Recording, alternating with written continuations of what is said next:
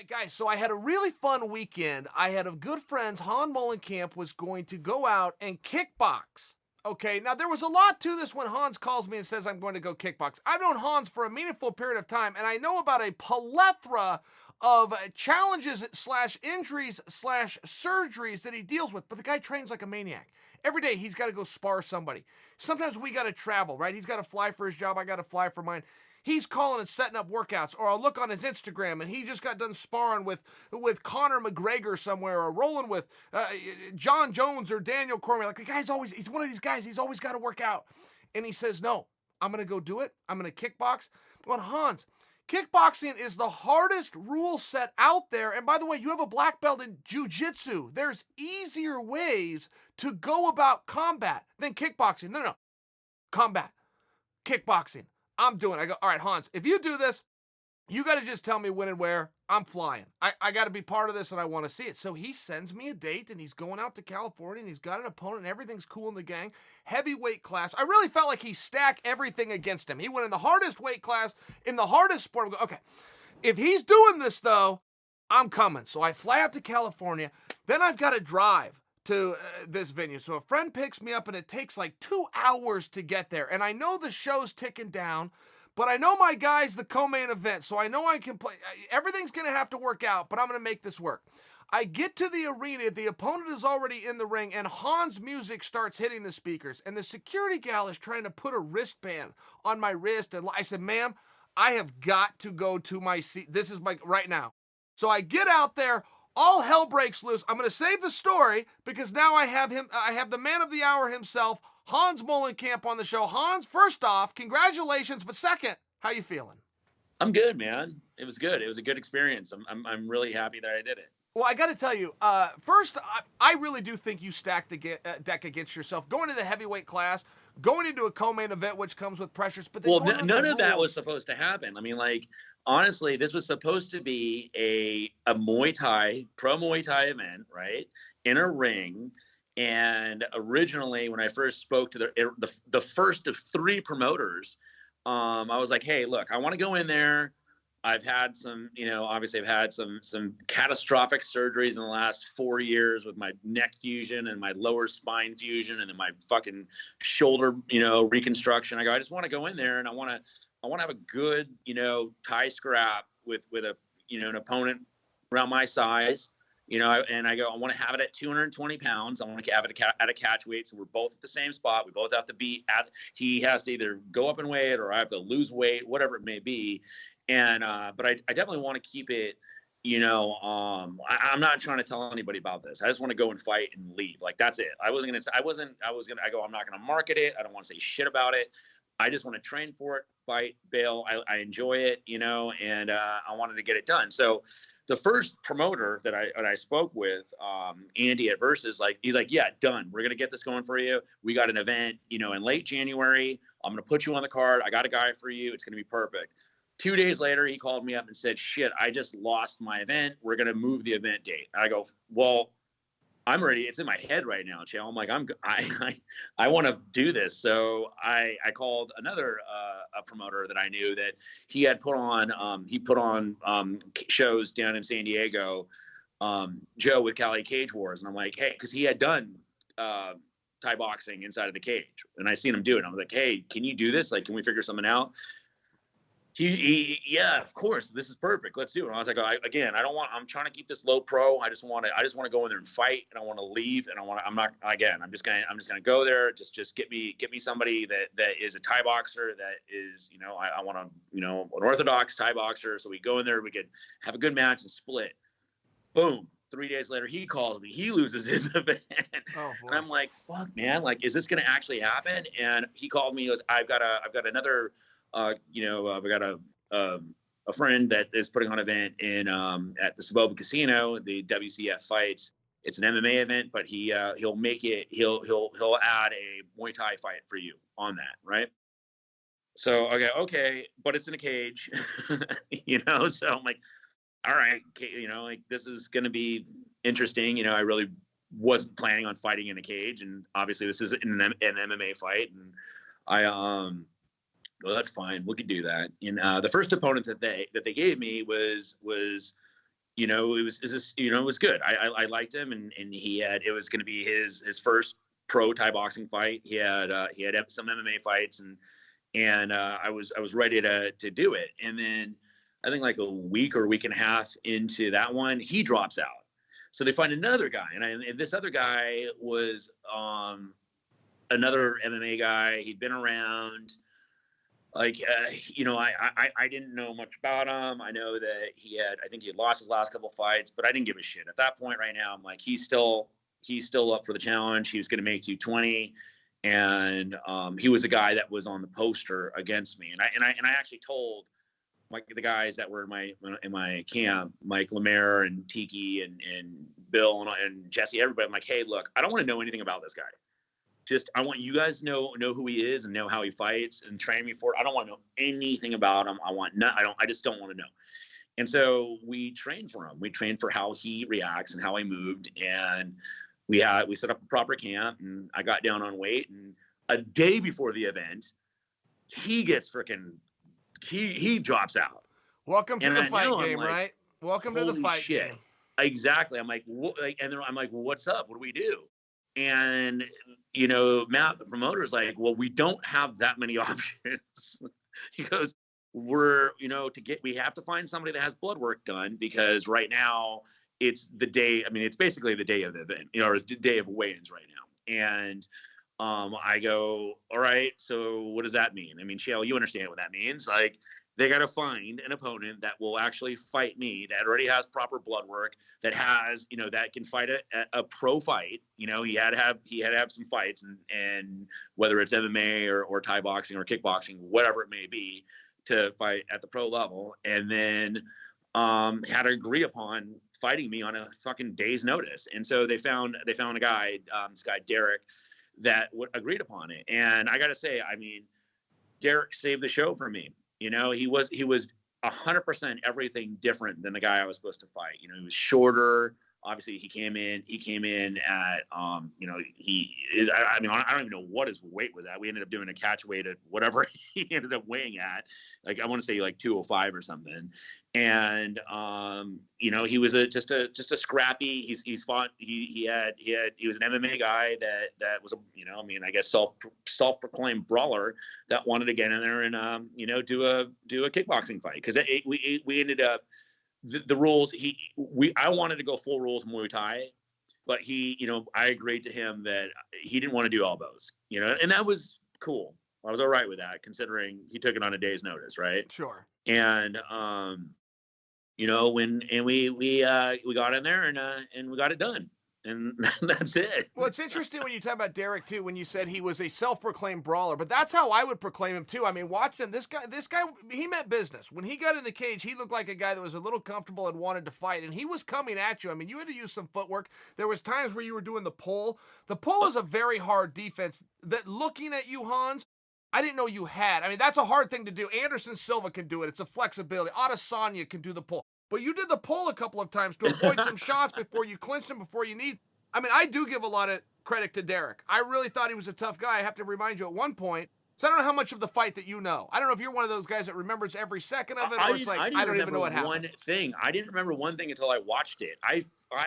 All I remember is that when I cracked him in the head with the head kick, that I thought I broke my shin, like Spawn. You know what I mean? Sure. like Anderson did against Weidman. I thought it because I heard the crack and I didn't know what it was, and I looked immediately down at my shin because I was like, oh shit, did I just break my fucking shin?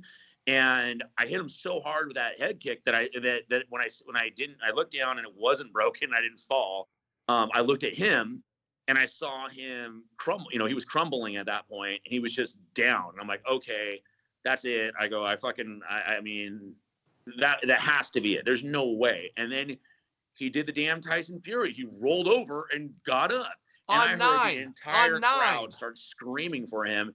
And I kind of looked around. I'm like, damn, I just lost the crowd. They're all screaming for him now, and he got up and he was shook. I could see his eyes were kind of in different directions and stuff, but he still got in there and he freaking went for it again, Yeah, well, and you know what? So that I was actually leading to that same thought because he did steal the crowd, but that was also his hero moment. I mean, the ref was Absolutely. counting, he was totally out. They got to 9, and he did the Tyson Fury. The Undertaker. He springs all the way to his feet. He holds his hands up. He tells the ref, "I'm good," and he goes back out there, and he gets a lot of credit from me. I got to visit with him actually, Hans, after you guys competed. I said, "Hey, I just want you to know."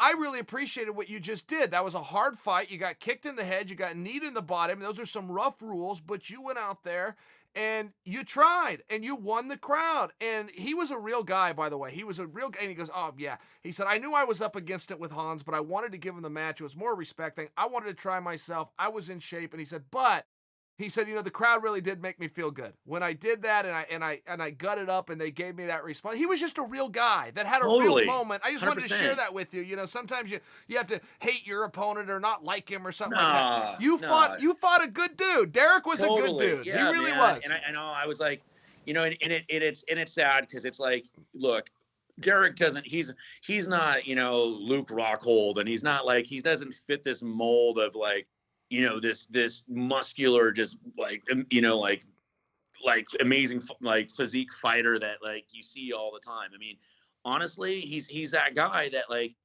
and that's what made it scary for me a little bit. On the flip, there was a couple of times like I had realized I'm like, this guy's got fucking nothing to lose at all, and I've got everything to lose if he comes out there. And he cracked me good with one of his swimming overhand lefts. He cracked me and got me against the cage. I mean, like when after I kicked him, he came at me and just went for it and backed me up, hit me a couple times, and that's when I had to clinch him and knee him. But like honestly, there was a point where I'm like, damn, this kid hits really hard, And when you got whatever 8-ounce boxing gloves on, and there was very, I'll just say this, on those gloves there's very limited padding where the knuckles were at, because Sure. my knuckles are still really messed up from just from hitting his forehead. Anyone could get knocked out. Anybody could get knocked out in there, And he had more. I mean, I've never fought in a cage before, Chael. I've only fought in boxing rings. I've never fought in a cage like that. Muay Thai in a cage, or kickboxing in a cage, and it's very different. Like there's not a there's a lot of different just angles that you can't utilize, and the ropes are gone. And so just being inside of the cage, knowing that like you can't, rush somebody into the fence and take them down. And like, they're just, everything's different. It's a very different set of just like, it's just different on how you're going to fight. If you're just doing a full blown stand up fight that had limited rules on no takedowns, no submissions, none of that shit, and, there was just, all those emotions and all those things started running through me just before I went out there going, holy shit, man. Like I haven't competed for about 5 years. And in that time of 5 years, like I said, I've had my neck fused, my lower back is fused, and my shoulder got reconstructed. Plus, I'm 43, I'm 42 going on 43. And so my, just the age has caught up to me too. It's a whole different thing. Sure. So, okay. So, speaking of all that, I mean, let's relook at the experience. You got in shape for it. You trained for it. You had some excitement. You were incredibly supported by the industry. I mean, I saw everybody from Rampage there for you, Yeah. Juan Archuleta, and TJ Dillashaw, Jessica Rose Clark. I mean, I could start names. People came out to see you and back you and support you. Then you have this glorious moment. I mean, the fight really couldn't have gone all that much better. And I know it was a big deal to you to land a head kick. You did land a head kick, and the head kick worked. So I'm just saying, do you come back and do another one? Do you have this out of your Hans? Do you have to? I mean, you don't have to put yourself in that spot. I don't have to. No, of course not. I mean, honestly, it's one of those things that I just want to do what I really wanted to do, and that's I want to get back in. I want to do it in a ring. I want to do it. I want to work with a opponent that is 100%. Just doing it for the same reasons I'm doing it, and having way more of a Thai style fight or a kickboxing fight, like where we're utilizing and understanding how we're going to set the tempo and we're going to go. And, it's not easy to do that when you're having to find somebody that doesn't, or wasn't thinking about this, because they're taking a fight on a day's notice. And that's what I would like to do for sure. Yeah. And I like to do it at 205. All right. Well, that's awesome, buddy. I'm super proud of you. Thank you for coming on. Enjoy the high. And by the way, before you go, give me some Rampage scoop. I know you went out to Japan with him when he fought Fedor. Rampage came out, gave an assessment of himself, which I agree with, which is, I got to get some weight off. Has he started that process? Is he committed to this idea of becoming 100%. a smaller Quentin Jackson? When I started heavily training for this, Rampage, obviously, him and I have been working together since, the early 2000s. And I went out there and I was with him for Japan. And I do think this. And so Rampage's team, Tiki and Coach Paul, and, everybody that he's worked with, we all know what Rampage can do. You know what Rampage can do. And I think that this is one of those things that he realizes and understands that he doesn't want to be done, and he wants to do it right, and he has to come back and he has to get down. He wants to do 205. He wants to get to 205.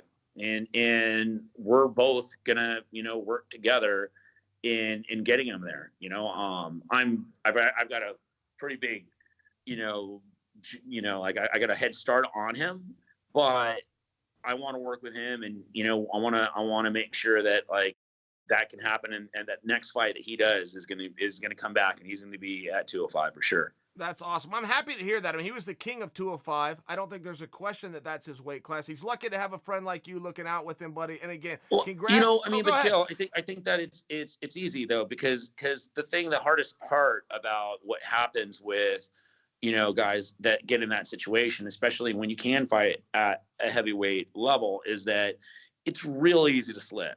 And that is the thing, is that the variance in weight goes so dramatic, 205 to 265. And, you could just tell yourself, you could kind of say, oh, I'm fine. I know where I'm at. I know my training's good, whatever. But you're not paying attention to where your body really needs to be at when you were at 205, when he was at 205. When he was at 205, that's a different guy all in all. And I'm not saying that, his skill set or any of his other stuff has gone away, because it hasn't. But I do believe that when he's lighter, he's at his best for sure. Yeah, I agree with you. All right, Hans, anything else to get off your chest?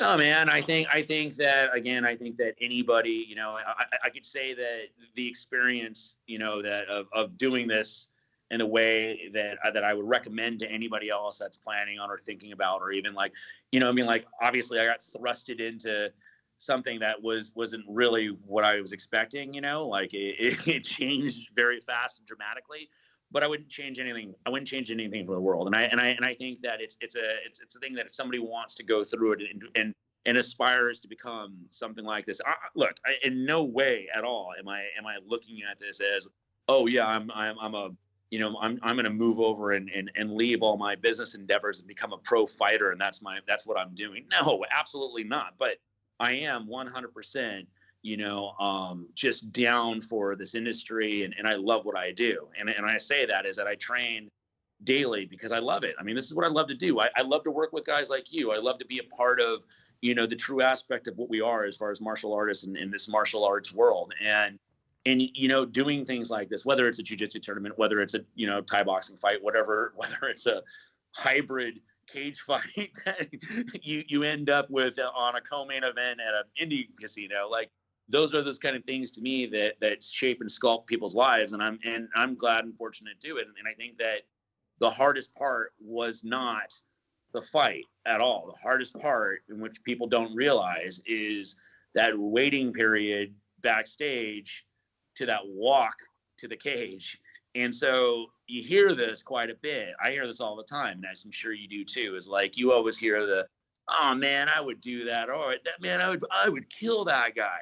Well, first of all, you got to get to that point where you're even thinking or considering that walk, Chael, and that backstage and that signing of the contract and everything that leads up to that. And that's the thing that people don't give, the fighters and every single person that's putting everything on the line credit for, is that there's a very large, portion of the fight that people don't see, and that's the pre-fight, and that is, in my opinion, much harder than the actual fight, because being back there and seeing, like, I saw this kid that was I think, he was undefeated or something. He was out there banging pads hard. I'm, like fully 100% confident, like going into this fight. And then I saw him come back like 6 minutes later, and he is sitting in front of me, split open all over the place. Right. And he was crying, and he's like, it's first loss kind of thing. And he's sitting in front of me, and I'm like, hey dude, like, I got to get away from this guy right now. I mean, like this guy's throwing out some bad vibes that I don't need. But you realize it, and you see it right there that, like, man, like, anything changed in an instant. And, as you're back there and you're sitting there, and then you get staged and getting ready to walk, and then seeing the crowd and hearing the crowd and having the crowd look at you, and like that, the walkout and all that kind of shit. Like, there's some moments in there that you're really just going like, what am I doing?